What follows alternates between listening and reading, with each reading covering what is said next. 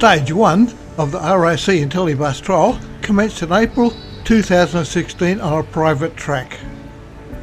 A comprehensive course was established with merging lanes, a roundabout, a number of obstacles, a giveaway and controlled stops. Stage 2 involved taking it out on closed public roads.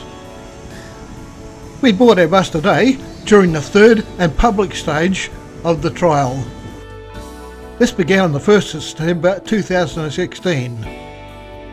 It includes increasing levels of interaction with different types of road users, traffic signs, traffic lights, right turn manoeuvres and traffic flows. Even though it is driverless, it does have two attendants called driverless vehicle chaperones.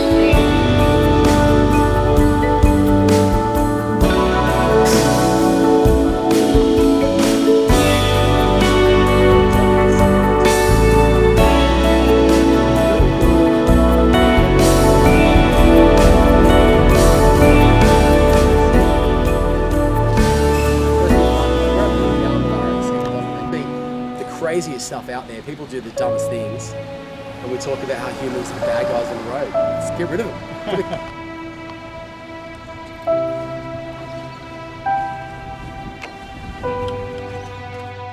The bus is 100% electric.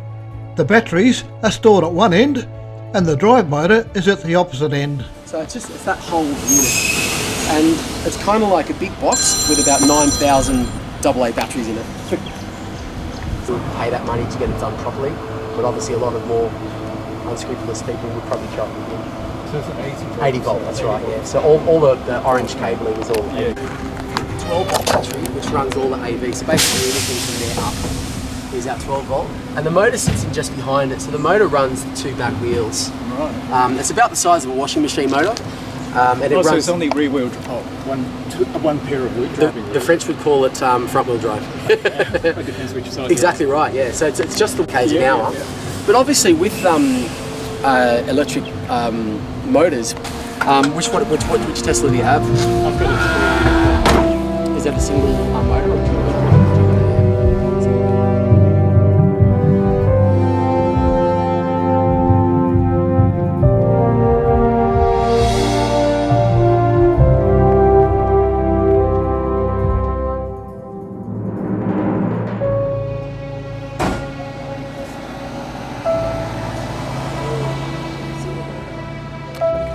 and mainly it's because I live just over there in the city.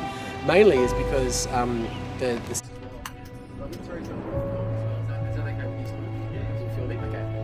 What do you want to see? Welcome All right, so there you go. if you want to go forward, there's a seat here as well, Terry. Okay, yeah, thank you. Welcome to sit there. Everyone's doing the right thing, and Andrew's going to be just having a bit of a chat and ready to answer any of your questions as beautiful. well. As we journey on, first thing first, aircon. Yes. On your way here is just monitoring the road.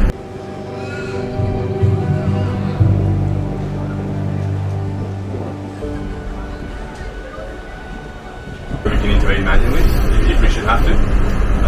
So yeah, ring the bell as you heard, and if we have to, we can take command and just move the vehicle around, say, something that's parked in our path, which is something that the bus can do, and it does.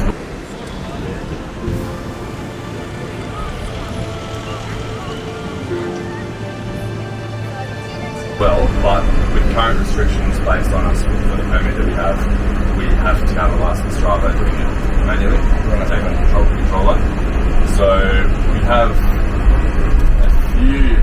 South Perth famous apparently. Yes. It's hard to get high quality images through ferry windows which have been misted by river spray.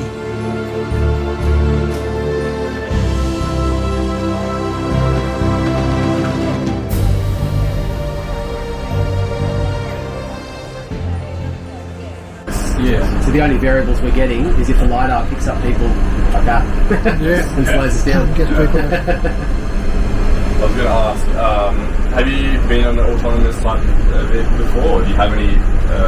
This is the first time. How are you...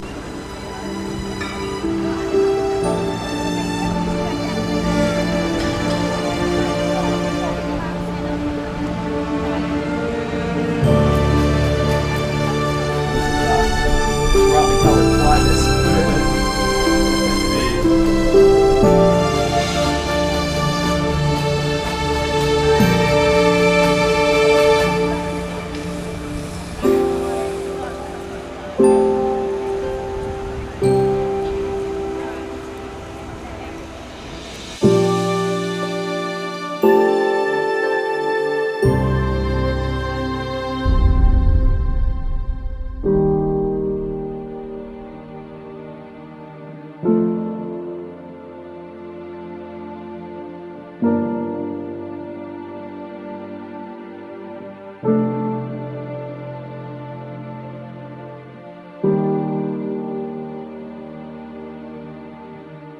License registration. We didn't have a license and registration. We do have a permit that we applied for.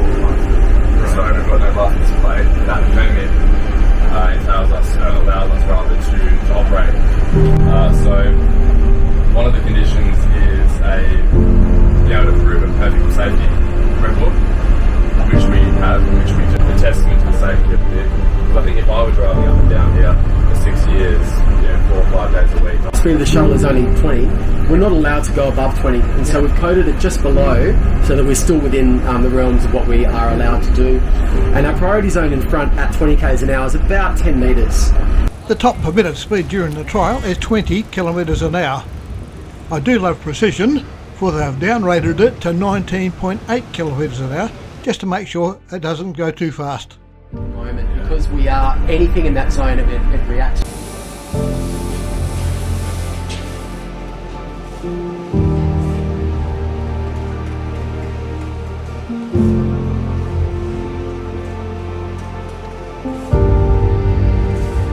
Out of curiosity, what's the priority zone at the back if someone were to tailgate us? There is no, once we're in motion, there's no priority zone at the back.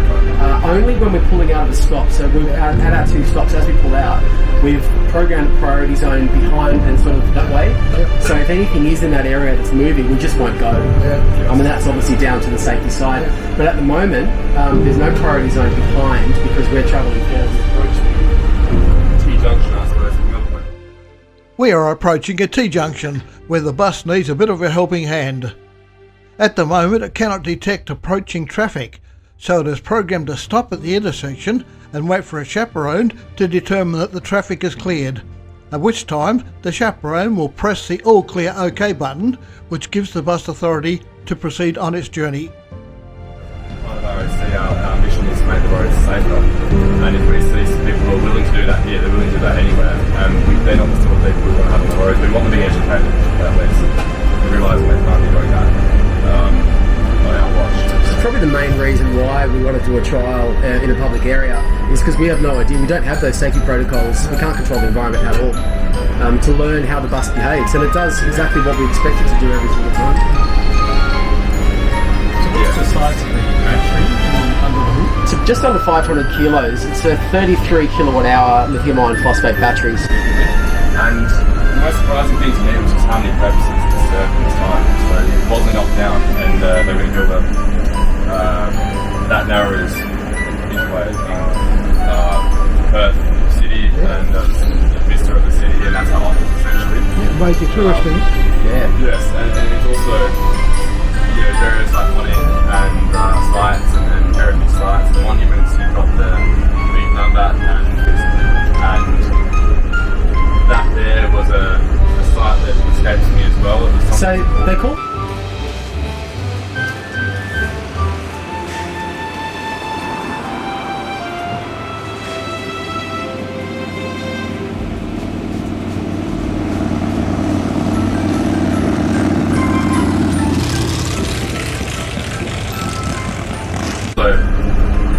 picturesque, and it's a nice view, and it's nice to be able to hop on board and look around. So it made a lot of sense. We have considered dogs and prams and things, and but it's not bumper to bumper traffic the whole time. People shouldn't be.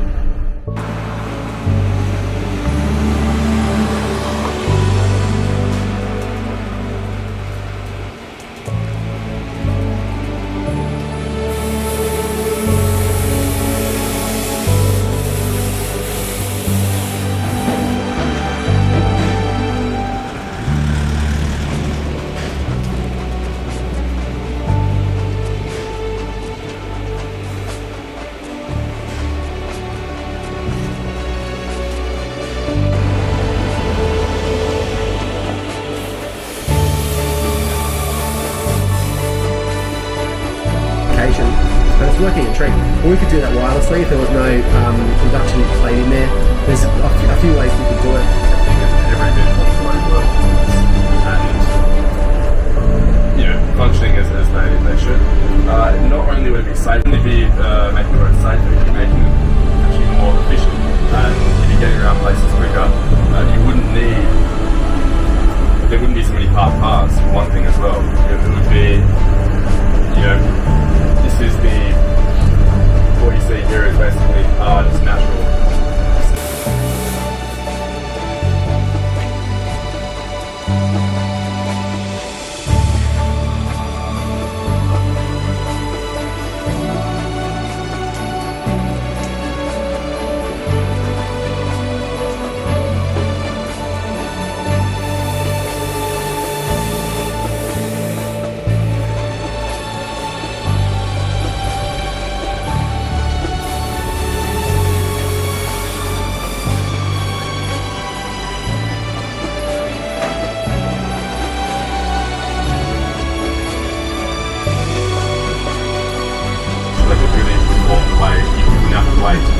A minute and then someone's running. Just talk one another. Talk to each other. I guess it would be a bit of a challenge when you've got different forms of technology and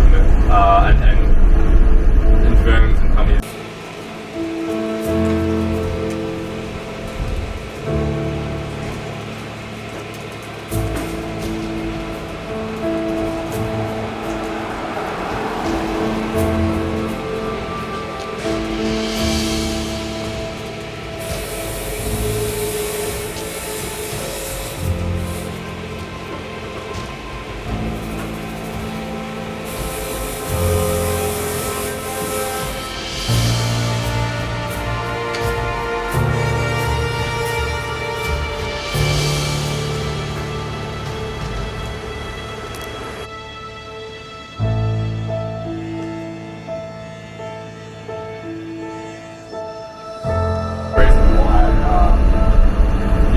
We were saying when this trial began that we suspected that these vehicles would be on the road sort of en masse much earlier than they are, but really it's because there are a few reasons. One of them is just because there's a lot of complexity to it, and it's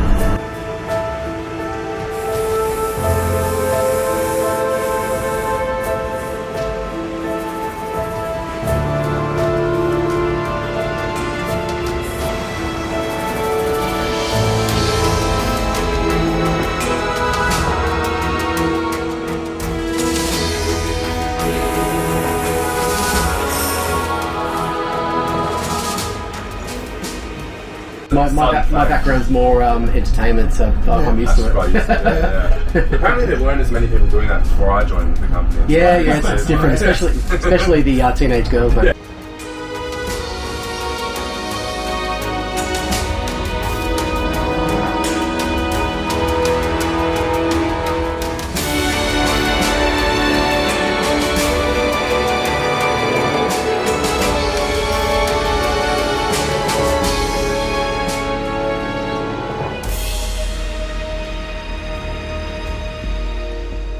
Here, the four-wheel steering becomes most apparent.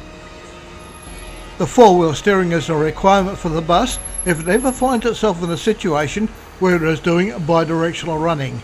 It's designed to be able to operate equally well forward or reverse.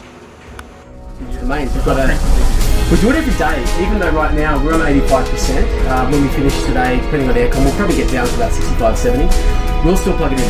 So every morning it's on 100%, and that's how we do it. Right. But we plug into the mains here in WA, and WA we get most of our electricity from burning coal. We are getting better, but obviously.